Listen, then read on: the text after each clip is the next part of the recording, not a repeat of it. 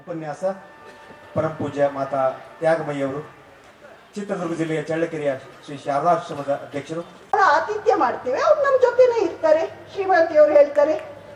ಆಗ ಸ್ವಾಮೀಜಿ ಅವ್ರು ಹೇಳ್ತಾರೆ, ಅಮ್ಮ ನನ್ನ ಪ್ರಾರ್ಥನೆ ನೀವು ನನಗೆ ಆಶೀರ್ವಾದವನ್ನು ಮಾಡಿ ನನ್ನ ಮನಸ್ಸಿನಲ್ಲಿ ದುರ್ವಿಚಾರಗಳು ಬರದ ಹಾಗೆ. ಸ್ವಾಮೀಜಿಯವರು ಪ್ರಾರ್ಥಿಸಿದ್ರು. ಶ್ರೀಮಾತೆಯವರು ತಮ್ಮ ಶಿಷ್ಯರ ತಲೆಯ ಮೇಲೆ ತಮ್ಮ ಕೈಯನ್ನು ಇಟ್ಟು ಆಶೀರ್ವಾದ ಮಾಡ್ತಾರೆ. ಇನ್ನು ಮೇಲೆ ನಿನ್ನ ಮನಸ್ಸಿನಲ್ಲಿ ಯಾವತ್ತೂ ದುರ್ವಿಚಾರಗಳು ಬರೋದಿಲ್ಲ. ಶ್ರೀಮಾತೆಯವರ ಆಶೀರ್ವಾದ ಫಲಿಸಿತು ಅಂತ ನಾವು ಪ್ರತ್ಯೇಕವಾಗಿ ಹೇಳಲೇಬೇಕಾಗಿಲ್ಲ. ಸ್ವಾಮೀಜಿಯವರು ಮುಂದುವರಿಸಿದ್ರು. ಸ್ವಾಮೀಜಿಯವರು ಕೇಳ್ತಾರೆ, ನನಗೆ ಸಾಕಾರ ಧ್ಯಾನವನ್ನು ಮಾಡ್ಲಿಕ್ಕೂ ಕಷ್ಟ ಆಗತ್ತೆ. ಶ್ರೀಮಾತೆಯವರು ಉತ್ತರ ಕೊಡ್ತಾರೆ, ತೊಂದರೆ ಇಲ್ಲ, ನೀನು ಶ್ರೀರಾಮಕೃಷ್ಣರ ಅಂದ್ರೆ ಇಷ್ಟ ಚಿತ್ರವನ್ನು ಕಣ್ಮುಂದೆ ಇಟ್ಕೋ. ಗುರು ಉಪದೇಶಿಸಿದ ಮಂತ್ರವನ್ನು ಪುರಶ್ಚರಣ ಜಪ ಮಾಡ್ತಾ ಹೋಗು. ಪ್ರತಿದಿನ ಗೀತೆಯ ಒಂದು ಅಧ್ಯಾಯವನ್ನು ಪಠಣ ಮಾಡು. ಶ್ರೀಮಾತೆಯವರು 3 ನಿಯಮಗಳನ್ನು ಹೇಳಿದ್ರು. ಎಷ್ಟು ಸುಲಭ, ಎಷ್ಟು ನಮ್ಮ ಮನಸ್ಸನ್ನು ಏಕಾಗ್ರಗೊಳಿಸಲಿಕ್ಕೆ ಸಹಜ ಉಪಾಯ. ಏನ್ ಹೇಳಿದ್ರು? ನೀನು ನಿನ್ನ ಇಷ್ಟ ಚಿತ್ರವನ್ನು ಕಣ್ಮುಂದೆ ಇಟ್ಕೋ, ಗುರು ಉಪದೇಶಿಸಿದ ಮಂತ್ರವನ್ನು ಜಪ ಮಾಡ್ತಾ ಹೋಗು ಮತ್ತು ಪ್ರತಿದಿನ ಗೀತೆಯ ಒಂದೊಂದು ಅಧ್ಯಾಯವನ್ನು ಪಠನ ಮಾಡು, ಮನನ ಮಾಡು. ಇದು ಶ್ರೀಮಾತೆಯವರು ಸರ್ವೋಪಕಾರಕರಣಾಯ ನೀಡಿದಂತಹ, ನಮ್ಮೆಲ್ಲರಿಗಾಗಿ ನೀಡಿದಂತಹ ಮಾರ್ಗದರ್ಶನ. ಶ್ರೀಮಾತೆಯವರು ಆಧ್ಯಾತ್ಮಿಕ ಕ್ಷೇತ್ರದಲ್ಲಿ ನೀಡಿದಂತಹ ಮಹೋಪಕಾರವನ್ನು, ಮಹಾನ್ ಕೊಡುಗೆ, ಯೋಗದಾನವನ್ನು ನಾವು ಕಲ್ಪಿಸಿಕೊಳ್ಳಲಿಕ್ಕೂ ಸಾಧ್ಯ ಇಲ್ಲ, ನಾವು ಊಹಿಸಿಕೊಳ್ಳಲಿಕ್ಕೂ ಸಾಧ್ಯವಿಲ್ಲ. ಅವತಾರಿಣಿ ಮಾತ್ರ, ಭಗವಂತ ಮಾತ್ರ ಧರೆಗಿಳಿದು ಬಂದಾಗ ಈ ಕಾರ್ಯವನ್ನು ಮಾಡಬಲ್ಲ.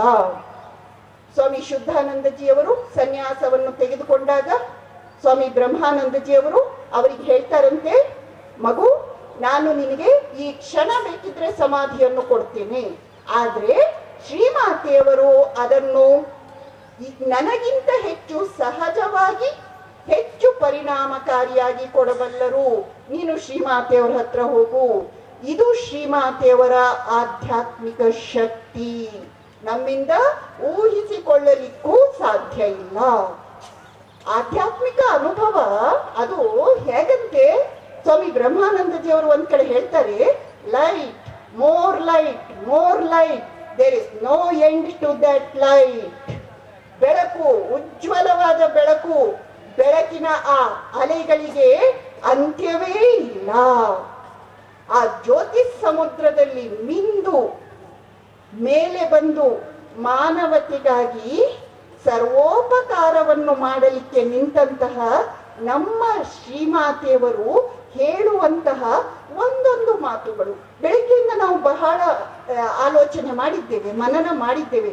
ಆ ಒಂದೊಂದು ಮಾತುಗಳು ನಮ್ಮ ಬಾಳಿಗೆ ಬೆಳಕು. ಅವರ ಜೀವನದ ಒಂದೊಂದು ಘಟನೆಗಳು ನಮ್ಮ ಬಾಳ ರಸ್ತೆಯನ್ನು ಸವೆಸಲಿಕ್ಕೆ, ನಮ್ಮ ಬಾಲ ಹೆಜ್ಜೆಗಳನ್ನು ಇಡಲಿಕ್ಕೆ ಮಾರ್ಗದರ್ಶಕ.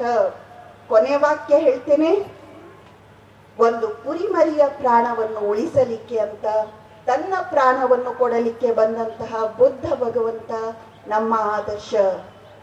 ಒಂದು ಪಾರಿವಾಳದ ಜೀವವನ್ನು ಉಳಿಸಲಿಕ್ಕೆ ಅಂತ ತನ್ನ ತೊಡೆಯ ಮಾಂಸವನ್ನು ಕೊಡಲಿಕ್ಕೆ ಬಂದಂತಹ ರಾಜ ಶಿವಿ ಚಕ್ರವರ್ತಿ ನಮ್ಮ ಆದರ್ಶ. ಮಹಾರಾಜ ರಂತಿದೇವ ಏನಂತ ಪ್ರಾರ್ಥನೆ ಮಾಡಿದ ಭಗವಂತನ ಹತ್ರ? ಎಲ್ಲಿಯವರೆಗೆ ಜೀವಿಗಳೆಲ್ಲ ಕಷ್ಟ, ದುಃಖ, ನೋವಿನಲ್ಲಿ ಒತ್ತಾಡ್ತಾ ಇರ್ತಾರೋ, ನಾನು ಅವರ ಹೃದಯದಲ್ಲಿ ಇದ್ದುಕೊಂಡು ಆ ಕಷ್ಟ, ದುಃಖ, ವೇದನೆಯನ್ನು ಅನುಭವಿಸುವಂತಾಗ್ಲಿ ಅಂತನ್ನುವ ಮಹಾನ್ ನಿಸ್ವಾರ್ಥ ಪ್ರಾರ್ಥನೆಯನ್ನು ಮಾಡಿದಂತಹ ರಾಜ ರಂತಿದೇವ ನಮ್ಮ ದೇಶದ ಆದರ್ಶ. ಜೀವಿಯೊಂದು ಹಸಿದಿರುವವರೆಗೆ, ನಾಯಿಯೊಂದು ಹಸಿದಿರುವವರೆಗೆ ಅದಕ್ಕೆ ಅನ್ನ ಕೊಟ್ಟು ನೋಡಿಕೊಳ್ಳುವುದೇ ನನ್ನ ಪಾಲಿನ ಧರ್ಮ ಅಂತ ಹೇಳಿದಂತ ನಮ್ಮ ಸ್ವಾಮಿ ವಿವೇಕಾನಂದರು ನಮ್ಮ ಆದರ್ಶ. ಈ ಆದರ್ಶಗಳ ಸಾಲಿನಲ್ಲಿ ನಮ್ಮ ಶ್ರೀಮಾತೆಯವರ ಹೆಸರು ಉಜ್ವಲವಾಗಿ ಬೆಳಗುವಂಥದ್ದು. ಸರ್ವಶಾಸ್ತ್ರ ಪುರಾಣೇಶು ವ್ಯಾಸಸ್ಯ ವಚನಂ ಧ್ರುವಂ ಪರೋಪಕಾರಾಯ ಪುಣ್ಯಾಯ ಪಾಪಾಯ ಪರಪೀಡನಂ. ನಿಮ್ಮೆಲ್ಲರನ್ನು ಶ್ರೀಮಾತೆಯವರು ಆ ಮಾರ್ಗದಲ್ಲಿ ಮುನ್ನಡೆಸಲಿ, ಮಾರ್ಗದರ್ಶಿಸಲಿ, ಪ್ರಚೋದಿಸಲಿ ಅಂತ ಪ್ರಾರ್ಥಿಸಿಕೊಳ್ತೀನಿ. ಓಂ ಶಾಂತಿ ಶಾಂತಿ ಶಾಂತಿ.